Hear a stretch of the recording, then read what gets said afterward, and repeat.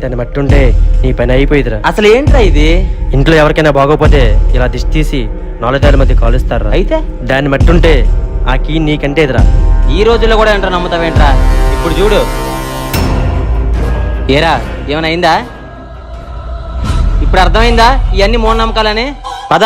దేవుడు దెయ్యం ఈ రెండింటికి ప్రాణం లేకపోవచ్చు, కానీ మనిషి యొక్క ఆలోచనలో అవి ఎప్పుడు బ్రతికే ఉంటాయి.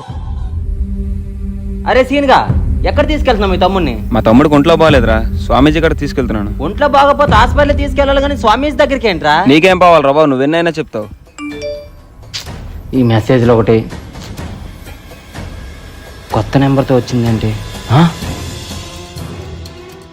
లారీ ఢీకొని యువకుడు మృతి. వీడిని ఎక్కడో చూసినట్టుందే. ఎక్కడ చూశాను?